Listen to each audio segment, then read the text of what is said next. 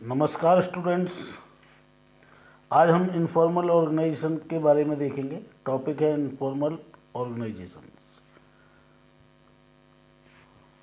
तो informal organisation is an informal organisation is that organization which is not established deliberately but comes into existence because of common interest। कुल मिला के देखा जाए तो जो इनफॉर्मल ऑर्गेनाइजेशन है हमारी, जो अनौपचारिक ऑर्गेनाइजेशन है, वो जो है ज़बरदस्ती या जानबूझकर इसकी स्थापना नहीं की गई। इसकी स्थापना तो म्यूचुअल बेस पर हुई है। म्यूचुअल बेस मतलब आपसी विश्वास पर, कॉमन इंटरेस्ट पे। कॉमन इंटरेस्ट का मतलब जो ओवरऑल इंटरेस्ट है ऑर्गेनाइजेशन का, उसको अचीव करने के लिए टेस्ट के आधार पर, रिलीजियस के आधार पर और जो है आपसी रिलेशनशिप के आधार पर इसका एस्टेब्लिश्ड होता है। The chief quality of the organizations lies to friendly relationship. इसमें जो सुपीरियर और जो उसका सबॉर्डिनेट, इनकी आपस में जो फ्रेंडली रिलेशनशिप होती है एंड कोऑपरेटिव नेचर, और जो नेचर होता है उनका वो कोऑपरेटिव होता है, मतलब एक तरह से संबंध बनाने वाला होता है। In this organization an individual does not help another. एक दूसरे की हेल्प इसलिए नहीं करता है कोई भी व्यक्ति, individuals in the activities simple because he is responsible for it, क्योंकि वो इसके लिए रेस्पॉन्सिबल है, because it his personal liking, और वो उसे पर्सनल जो है लाइकिंग है। कहने का मतलब जानबूझकर जो है इनफॉर्मल ऑर्गेनाइजेशन की स्थापना नहीं हुई, जानबूझकर जो है ऑर्गेनाइजेशनल स्ट्रक्चर्स को लागू नहीं किया गया, बल्कि ये तो रुचि के आधार पर, धर्म के आधार पर, पारस्परिक सहयोग के आधार पर, जो है इस मैत्रीपूर्ण व्यवहार की प्रकृति के आधार पर इसका जो है जन्म हुआ है, इसकी स्थापना हुई है। इसके अंतर्गत एक व्यक्ति दूसरे व्यक्ति के कामों में इसलिए मदद नहीं करता है कि वह इसके लिए जिम्मेदार है, बल्कि इसलिए करता है कि वह उसकी निजी इच्छा एवं पसंद है। फॉर एग्जाम्पल देखा जाए, in a formal organisation a supervisor in a purchase department consult only the manager of his department regarding all his problems connected with his activities।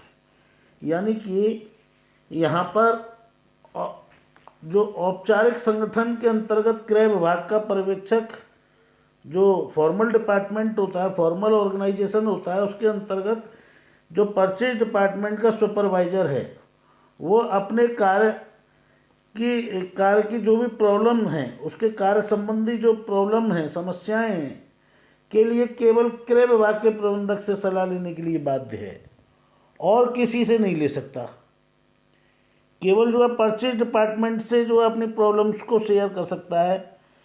कह रहे ना, in a formal organisation a supervisor in a purchase department. जो purchase department का जो supervisor है formal organisation में, consult only the manager of his department.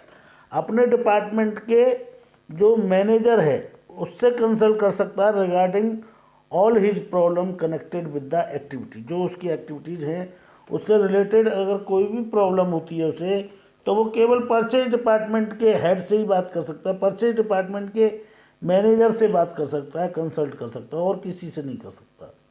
But in an informal organization, लेकिन informal organization में देखा जाए, any manager of any department और सुपरवाइजर कैन बी कंसल्टेड। कोई भी डिपार्टमेंट किसी भी डिपार्टमेंट के सुपरवाइजर से या मैनेजर से आराम से जो है कंसल्ट कर सकता है, मतलब वार्तालाप कर सकता है। Not only this, a supervisor, केवल सुपरवाइजर तक ही सीमित नहीं है ये बात, can take directly to the general manager. उसके वो अपने डायरेक्टर से, अपने जनरल मैनेजर से भी डायरेक्टली बात कर सकता है।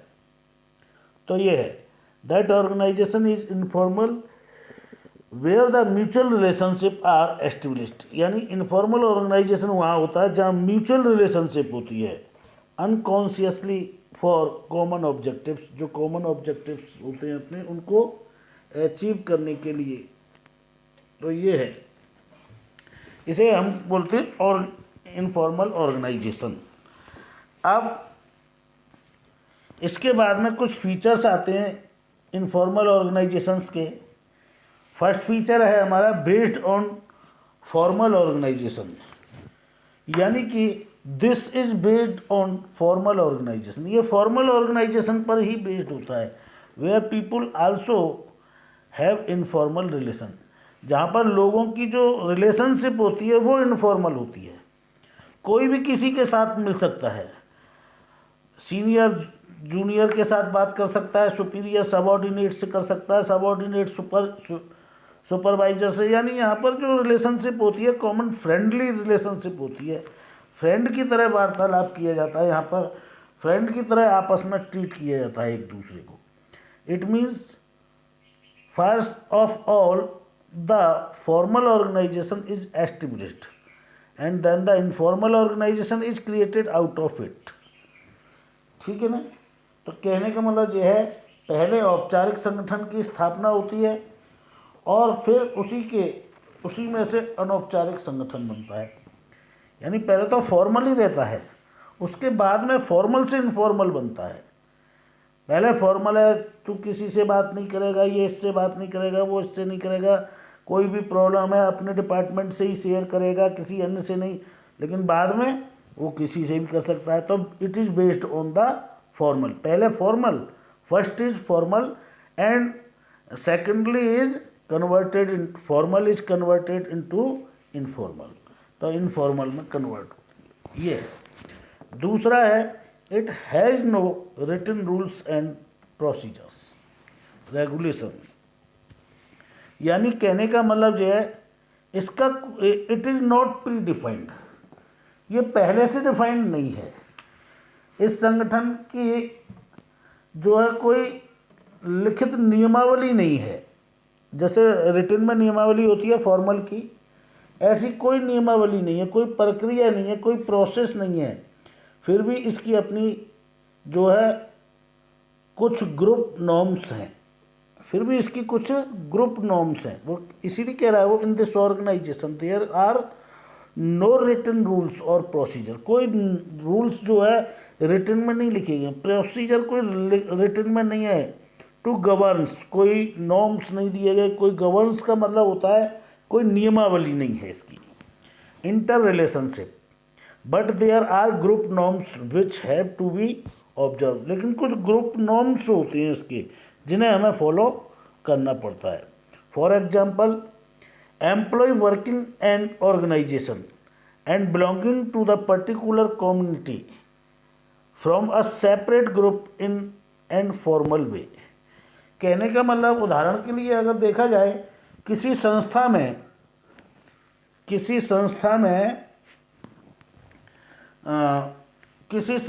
एक विशेष समुदाय के कुछ व्यक्ति अनौपचारिक ग्रुप बना लेते हैं, इनफॉर्मल ग्रुप बना लेते हैं, कुछ जो है एक ही कम्युनिटी के लोग।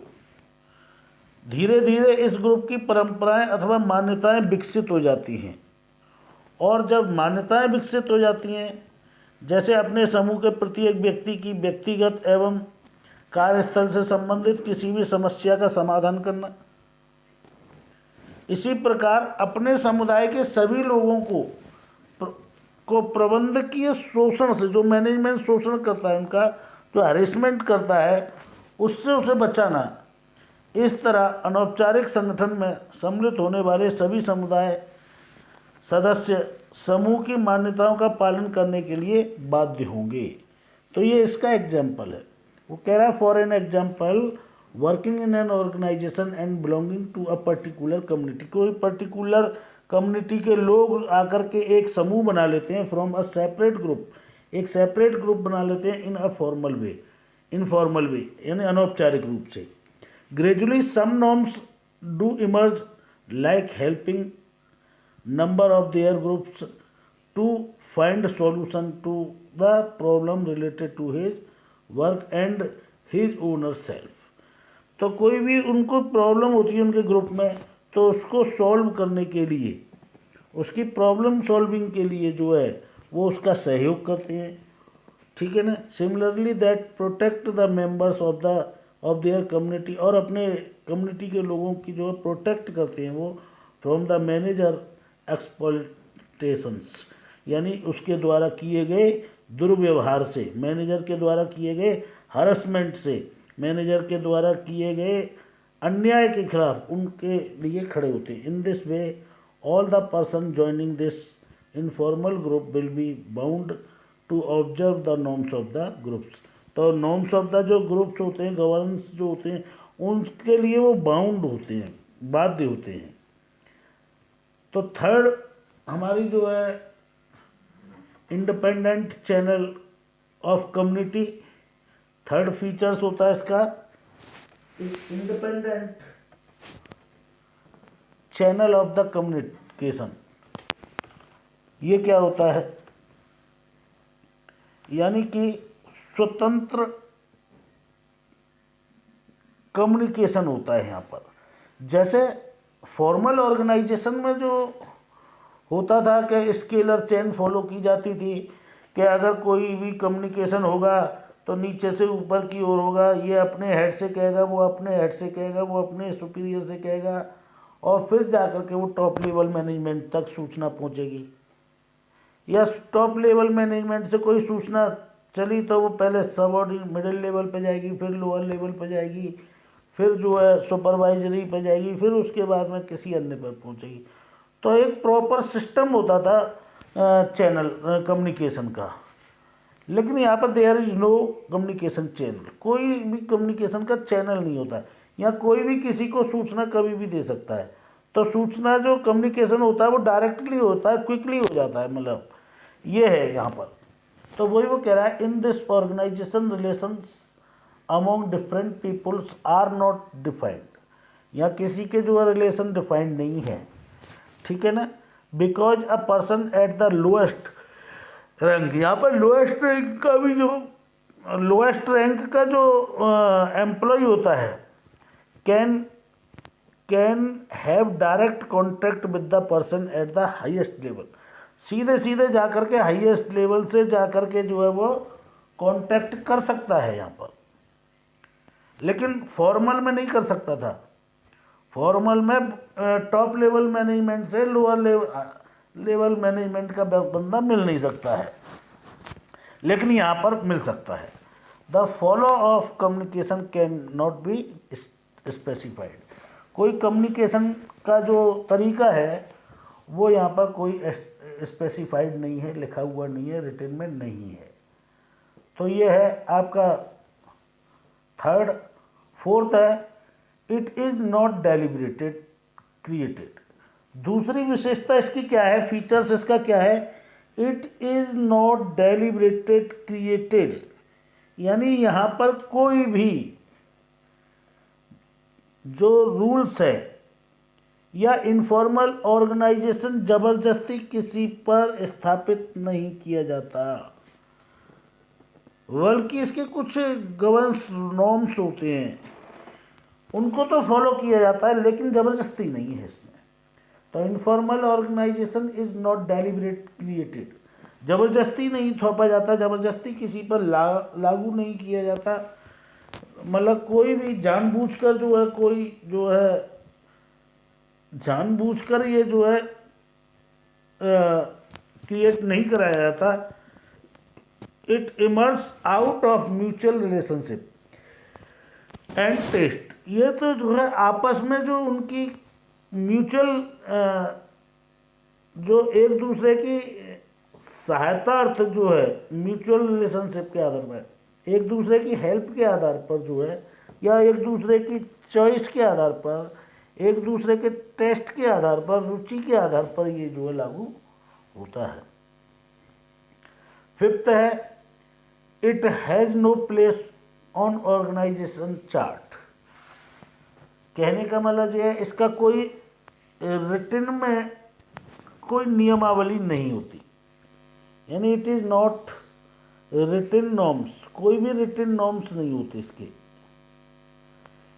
तो जो है यानी informal organization has no place on the properly prepared organizational chart. कोई चार्ट नहीं बना हुआ, ऐसी कोई नियमावली नहीं बनी हुई है प्रॉपरली कि ये लागू होगी। Moreover there is no information about it, इसके बारे में कोई इन्फॉर्मेशन भी नहीं है even in the organisational manual. कहने का मतलब ये है कि ये मैनुअली तो वर्क करता है लेकिन कोई नियमावली इसमें नहीं है, कोई रिटन में कोई फॉलो नहीं किया था रूल्स ऑफ रेगुलेशन।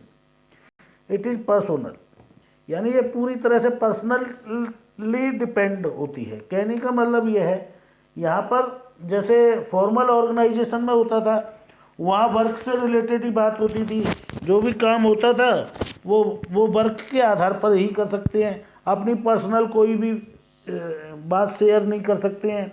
अपने डिपार्टमेंट से रिलेटेड कोई बात है वो किसी दूसरे डिपार्टमेंट को नहीं बता सकते हैं। लेकिन यहाँ कुछ भी हो सकता है, यहाँ अपने डिपार्टमेंट की बात को दूसरे डिपार्टमेंट के हेड को बता सकता है, उसके जूनियर को बता सकता है, उसके सुपरवाइजर को बता सकता है, किसी को भी बता सकता है, और दूसरे डिपार्टमेंट का किसी दूसरे डिपार्टमेंट को बता सकता है।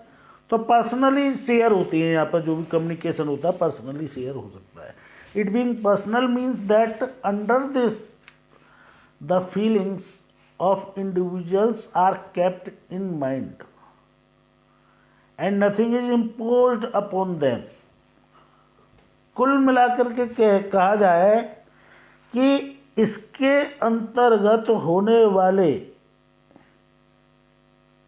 व्यक्तिगत होने का अभिप्राय यह है कि इसके अंतर्गत व्यक्तियों की भावनाओं को ध्यान में रखा जाता है, उन पर किसी बात को थोपा नहीं जाता, जबरदस्ती पालन नहीं कराया जाता किसी भी चीज़ का।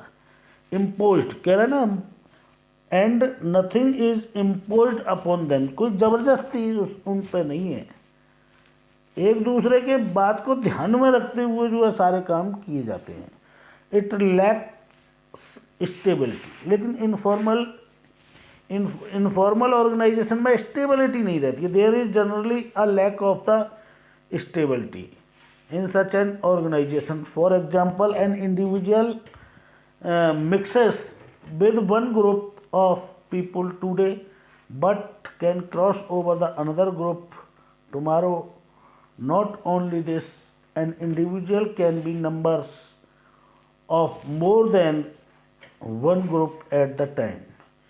यानी यहाँ पर कोई भी कम्युनिटी का व्यक्ति किसी भी कम्युनिटी के व्यक्ति से मिल सकता है, एक व्यक्ति एक ग्रुप के साथ कई अन्य ग्रुपों में भी रह सकता है। तो जो है इसकी स्टेबिलिटी नहीं रहती है, वो कहीं भी कोई भी किधर भी मुड़ सकता है। तो देयर इज़ नो स्टेबिलिटी, इसमें कोई स्टेबिलिटी नहीं रहती है। तो ये आज हमने इनफॉर्मल ऑर्गेनाइजेशन के बारे में प्लस उसके फीचर्स जाने। अब advantage of the informal organization, अब हम एडवांटेज जानेंगे इसके कि क्या क्या इसके फ़ायदे हैं इनफॉर्मल ऑर्गेनाइजेशन के, मतलब क्या क्या लाभ हैं इसके। तो आइए अब हम इनके लाभ के बारे में जानें। अफेक्टिव कम्युनिकेशन, देखो फॉर्मल ऑर्गेनाइजेशन में क्या होता था, अफेक्टिव कम्युनिकेशन नहीं था, एक प्रॉपर चैनल से बात हुआ करती थी, कोई भी इंफॉर्मेशन है डायरेक्ट नहीं पहुंच सकती थी, इनडायरेक्ट में। हाँ कुछ सिचुएशंस थी उसमें, जैसे गैंग प्लैंक की स्थिति थी, कोई विशेष जब इमरजेंसी का समय होगा उस समय पे जो है हम जो है डायरेक्ट कम्युनिकेशन कर सकते हैं। लेकिन अगर इमरजेंसी नहीं है तो प्रॉपर चैनल से ही जो है आपका कम्युनिकेशन होगा। लेकिन यहाँ पर डायरेक्टली कम्युनिकेशन हो सकता है, यहाँ एक लोअर लेवल का व्यक्ति हायर लेवल के व्यक्ति से डायरेक्टली जा कर के मिल सकता है, कम्युनिकेशन कर सकता है।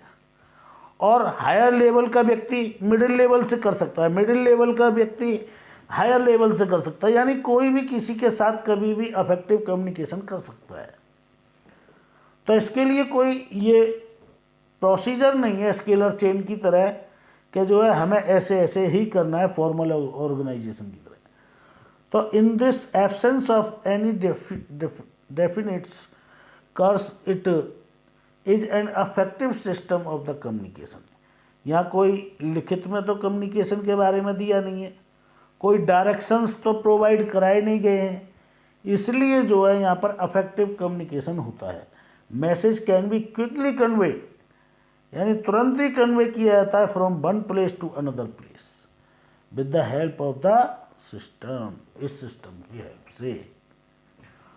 दूसरा इसका क्या फायदा है, फुलफिल सोशल नीड्स। ये completely depend on the social needs, social needs पर ही डिपेंड है ये। यहाँ ये नहीं है कि जो गवर्नमेंट ने रूल बना दिए या जैसे फॉर्मल ऑर्गेनाइजेशन में जो रूल्स डिफाइंड कर दिए उन्हीं को हमें फॉलो करना है, ना ना, ऐसा कुछ नहीं। तो इन the informal organisations people having similarly of thoughts and ideas from the group of their own. तो कोई भी ग्रुप किसी भी ग्रुप के साथ में अपने आइडियाज, अपने थॉट्स, अपने इनोवेटिव्स आइडियाज, अपनी इन्वेंशंस, अपने जो है किसी के भी साथ शेयर कर सकता है, किसी को भी बता सकता है। All the people in the groups stand by one another. कोई भी ग्रुप किसी अन्य ग्रुप को बता सकता है इन ऑल द ऑर्गेनाइजेशनल और द पर्सनल मैटर। लेकिन क्या फॉर्मल ऑर्गेनाइजेशन में अपने डिपार्टमेंट की कोई प्रॉब्लम है तो वो अपनी डिपार्टमेंट के हेड के साथ, अपनी डिपार्टमेंट के जो है एम्प्लॉयज के साथ शेयर की जाएगी, किसी अन्य डिपार्टमेंट के साथ शेयर नहीं की जाएगी। तो यहाँ पर ये बेनिफिट्स है इसका। नेक्स्ट है, यानी सोशल नीड्स पूरी होती है यहाँ पर, अफेक्टिव कम्युनिकेशंस होता है, fulfils of the organizational objectives. और जब यहाँ पर स्वतंत्र फ्रीली होकर के कोऑपरेटिव मतलब कोऑपरेशन की भावना से जब काम होता है तो जो ऑर्गेनाइजेशन का ओवरऑल गोल है वो आसानी के साथ अचीव किया जा सकता है, आराम से हम उसे प्राप्त कर सकते हैं। तो ये है हमारा fulfil organizational objectives. Here there is no pressure of formal organizations in the informal organization. जैसे फॉर्मल ऑर्गेनाइजेशन में प्रेशर बना रहता है वहाँ के एम्प्लॉय पर कि हमें ऐसे करना है ये काम, ये इसी मतलब कुछ रिस्ट्रिक्शंस होती हैं जिन्हें फॉलो करना पड़ता है इन द इनफॉर्मल ऑर्गेनाइजेशन। लेकिन इनफॉर्मल ऑर्गेनाइजेशन में ऐसा प्रेशर नहीं होता। The subordinates put their ideas before the superior without any fear और हेजिटेशन। यहाँ कोई भी अपने आइडियाज़ को, अपने थॉट्स को सुपीरियर जो है बिना किसी हेजिटेशन से सुपीरियर्स के साथ शेयर कर सकता है, subordinate. It help the superior to understand their difficulties and immediate solutions of the problems of sort out. यह प्रॉब्लम इमीडिएट सॉल्व हो जाती है क्योंकि कोई भी किसी के भी साथ उस प्रॉब्लम को शेयर करके उसका हल, उसका सॉल्यूशन ढूंढ सकता है। Since the problem are easily solve, आराम से मतलब इजीली सॉल्व हो जाती है, becomes easier to achieve the objectives of the organization. इसलिए ऑर्गेनाइजेशन के जो ऑब्जेक्टिव्स है वो भी आसानी के साथ प्राप्त हो जाते हैं। ये इसके एडवांटेज थे। अब इसके कुछ डिसएडवांटेज भी हैं, कुछ लिमिटेशंस भी हैं। आइए अब लिमिटेशंस के बारे में जानते हैं। पहली लिमिटेशंस है इसकी, इट क्रिएट्स रूमर्स। कहने का मतलब ये है कि it is free from the circle. यहाँ पर जो वर्क होता है एक फ्रेंडली भावना से होता है। तो यहाँ पर एक पर्टिकुलर कम्युनिटी के लोग जो है एक ग्रुप बना लेते हैं, ऐसे ही छोटे छोटे कई ग्रुप बन जाते हैं। और जब इस एक ग्रुप का व्यक्ति किसी दूसरे ग्रुप के साथ मिलता है और दूसरा व्यक्ति किसी तीसरे ग्रुप के साथ मिलता है, और कुछ व्यक्ति तो ऐसे होते हैं कि वो जो सभी ग्रुपों में शामिल होते हैं। तो कोई भी इंफॉर्मेशन होगी जो ऑर्गेनाइजेशन की, वो आसानी के साथ एक दूसरे के साथ शेयर हो जाएगी। दूसरी बात, यहाँ जो है भ्रमात्मक स्थिति भी फैल जाती है। कोई बात हो ही नहीं और वो भी बात अगर फैला दी गई तो रूमर्स यहाँ पर बहुत बनी रहती है कि अरे उसने ऐसा कर दिया जबकि हुआ कुछ नहीं। All the person in an informal organization take carelessly. यहाँ पर क्या केयरलेस होते हैं? कौन? एम्प्लॉयज ऑर्गेनाइजेशंस के। And sometimes a working a wrong things is conveyed. और कभी कभी तो वो गलत रूमर फैला देते हैं टू द अदर पर्सन, अन्य पर्सन को, विच में बीइंग द हॉरिबल रिजल्ट, जिसका रिजल्ट बहुत खराब होता है। अगला है it resist change. It resist change, इसके कुछ जो है चेंजेज हैं, रेजिस्ट चेंजेज हैं। This organisation resist change and lay stress on adopting the old technique. यानी कि रेजिस्ट चेंज का मतलब होता है यहाँ परिवर्तनों का विरोध होता है, परिवर्तन का विरोध करता है। यानी यहाँ दिस ऑर्गेनाइजेशन रेजिस्ट चेंज, ये जो ऑर्गेनाइजेशन होता है इनफॉर्मल, ये परिवर्तन का विरोध करता है। यानी कि ये पुरानी पद्धतियों को ही लागू रखने पर जोर देता है नई पद्धति की बजाय। जो हमारा मेथड है काम करने का, ओल्डेस्ट मेथड से काम करता है, ओल्डेस्ट टेक्निक से काम करने पर जोर देता है। ठीक है ना? ये न्यू आइडियाज जो होते हैं उनके आधार पर जो है कार्य करने पर जोर नहीं देता। ठीक है? तो दिस ऑर्गेनाइजेशन रेजिस्ट चेंज, ये जो है यह परिवर्तन का विरोध करता है, मतलब इनफॉर्मल ऑर्गेनाइजेशंस। तीसरी लिमिटेशंस क्या है? Pressure of the group norms. Pressure बना रहता है यहाँ पर एम्प्लॉयज़ के ऊपर। In this organisations people are under pressure. यहाँ पर व्यक्ति अंडर प्रेशर में रहता है टू ऑब्जर्व ग्रुप नॉर्म्स, क्योंकि उसे ग्रुप नॉर्म्स को फॉलो करना पड़ता है। Sometimes the people assembled in the informal group lost sight of their objectives and the decided to oppose their superiors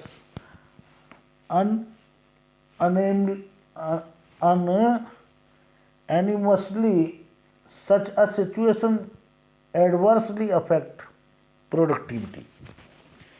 कहने का मतलब यह है, इस संगठन में सदस्यों का समूह परंपराओं का पालन करने पर का दबाव रहता है। परंपराएं जो हैं उसकी कम्युनिटी के जो रूल्स हैं उनको फॉलो करने पर जो है उसका दबाव रहता है। कई बार अनौपचारिक समूहों में एकत्रित कर्मचारी अपने लाभ से बेखबर हो जाते हैं, उन्हें अपने प्रॉफिट का पता ही नहीं रहता है और सभी एक आवाज़ में अपने अधिकारियों का विरोध करने का निर्णय लेते हैं। यानी कि जो हायर अथॉरिटी है उसने जो है एम्प्लॉय के हित में बात की है, लेकिन वो क्या है ना, रूमर्स की वजह से, कोई रूमर्स उड़ जाती हैं तो उनकी वजह से जो है वो अपने प्रॉफिट को भूल करके और हायर अथॉरिटी के खिलाफ जो है धावा बोल देती हैं, हायर अथॉरिटी के विरोध में आ जाते हैं, उसका विरोध करने पर करते हैं, जबकि उसमें उनका पर्सनल जो है such a situation adversely affective product, जिससे प्रोडक्टिविटी पर अफेक्ट पड़ता है। तो ये इसकी लिमिटेशंस थी। अब देखा जाए, अगर कंक्लूजन निकाला जाए कि फॉर्मल ऑर्गेनाइजेशन लागू होना चाहिए या इनफॉर्मल ऑर्गेनाइजेशन लागू होना चाहिए, तो कौन सा जो है लागू होना चाहिए? तो देखो, हमने दोनों चीज़ पढ़ी, फॉर्मल ऑर्गेनाइजेशन को भी देखा, इनफॉर्मल ऑर्गेनाइजेशन को भी देखा। दोनों के अपने अपने रूल्स हैं, दोनों के अपने अपने लिमिटेशंस हैं, दोनों के अपने अपने एडवांटेज हैं, दोनों के अपने अपने फीचर्स हैं। जब दोनों के अपने अपने फीचर्स हैं, नॉर्म्स, अपने अपने लिमिटेशंस हैं, अपने अपने एडवांटेज हैं, तो this is clear from the ever description. जब ये सारी डिस्क्रिप्शन हमें क्लियर हैं that both the type of the organisation have, यानी कि दोनों ही अपनी अपनी जगह मतलब ठीक हैं, both the types of the organisations have their merits and demerit, दोनों की अपनी अपनी मेरिट और डिमेरिट्स है। ऑन द वन हैंड, अगर एक तरफ से देखा जाए, formal organisation is helpful to attaining the objectives of the organisation very easily. Formal organisation अपने ऑब्जेक्टिव को इजीली प्राप्त कर लेता है, क्योंकि वो सब कार्य, सारे रेस्पॉन्सिबिलिटी, सारी अथॉरिटी पहले से ही डिफाइंड होती हैं, इसलिए वो उन्हीं के अंदर रहते हुए काम करता है और आसानी से अपने लक्ष्य की प्राप्ति कर लेता है। बट ऑन अदर हैंड, अगर दूसरी ओर देखा जाए तो the informal organisation is not less important it used properly. हमें इनफॉर्मल ऑर्गेनाइजेशन को भी कम महत्व नहीं देना चाहिए। ठीक है, क्यों नहीं देना चाहिए? क्योंकि इसको प्रॉपरली यूज करके देखिए। In short, informal relationship among the employee are complementary to formal relationship. एक दूसरे के पूरक ही होंगे अगर कंपेयर करके देखा जाए दोनों को, और प्रॉपरली यूज करके देखा जाए तो इनफॉर्मल रिलेशनशिप और फॉर्मल रिलेशनशिप एक दूसरे की क्या है, कॉम्प्लीमेंट्री है। In this context it is said both formal और informal organisation are necessary for any group actions. यानी कोई भी ऑर्गेनाइजेशन या कोई भी एंटरप्राइज ले लो, वहाँ फॉर्मल और इनफॉर्मल दोनों ही तरीके का वार्तालाप होना चाहिए, दोनों ही तरह का ऑर्गेनाइजेशन होना चाहिए। Just as two blades are essential to make a pair scissors worker. जैसे कोई काटने वाला वर्क है, कैंची है, जैसे कपड़े को काटने का काम करती है, उसमें दो ब्लेड होते हैं, एक फॉर्मल होता है, एक इनफॉर्मल होता है। तो जैसे जब दोनों ब्लेड चलेंगे तभी कपड़ा कटेगा, अदरवाइज कटिंग का काम नहीं हो सकता है।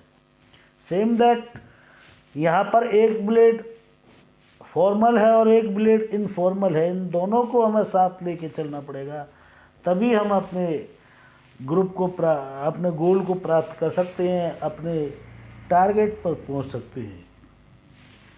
In this context it will also be appropriate to say that the attitude of the management towards informal organization should be positive.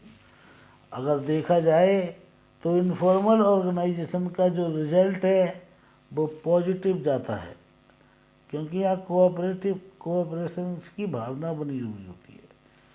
तो आज हमने इनफॉर्मल ऑर्गेनाइजेशन की लिमिटेशंस, एडवांटेज, फीचर्स और इनफॉर्मल ऑर्गेनाइजेशन और फॉर्मल और इनफॉर्मल में से किसको लागू करना चाहिए, इसके बारे में हमने जाना। Thank you very much.